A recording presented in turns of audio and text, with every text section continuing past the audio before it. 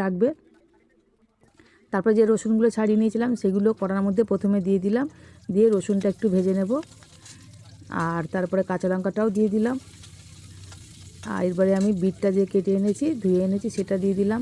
দিয়ে এবারে একটু হালকা নাড়াচাড়া করে ভেজে নেব, খুব বেশি ভাজবো না, মোটামুটি ভেজে নিয়ে তারপরে এতে আমি একটু নুন দেব আর সামান্য একটু হলুদ দেব। হলুদটা চাইলে দিতেও পারো, নাও পারো, এটাতে লাল কালারটাই আসবে। আর হলুদটা দিলে কী হয়, কিন্তু শুধু যে কালার নয়, একটা স্বাদও কিন্তু হয়।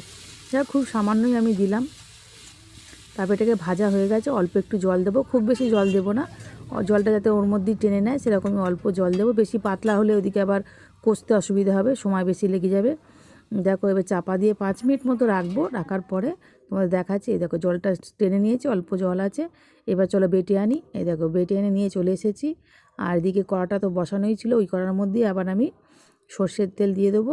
আর দিয়ে দেবো এখানে আমি কালো জিরে। কালো জিরে একটু বেশি করে দেবে। তোমরা চাইলে এখানে কিন্তু কোচানো পেঁয়াজও দিতে পারো, পেঁয়াজ দিলেও ভালো লাগে। তা আমি যেহেতু সব বাটাই এমনি রসুন, কালো জিরে, লঙ্কা দিয়েই করি বলে আর পেঁয়াজটা দিলাম না। তোমরা যদি মনে হয় পেঁয়াজ খেতে ভালোবাসো তো দিতে পারো, অসুবিধা কিছু নেই। এইবারে আর কিছুই কাজ না, এবার শুধু কাজ হলো এটাকে ভালো করে কষানো, একটু শুকনো শুকনো করে নিতে হবে। দেখো হয়ে গেছে, দেখতেই পাচ্ছে, দেখেই বোঝা যাচ্ছে ভাতের সাথে মেখে এত সুন্দর লাগছিল, খেতেও কিন্তু অসাধারণ হয়েছিল। তোমরা অবশ্যই একবার ট্রাই করবে। আর ভিডিওটা কেমন লাগলো অবশ্যই জানাবে, ভালো লাগলে একটু লাইক কমেন্ট শেয়ার করো। পুরো ভিডিওটা দেখার জন্য ধন্যবাদ। আর সব শেষে দিয়ে দেবো সর্ষের তেল, দেখতে পাচ্ছ। এবার বলো কেমন হয়।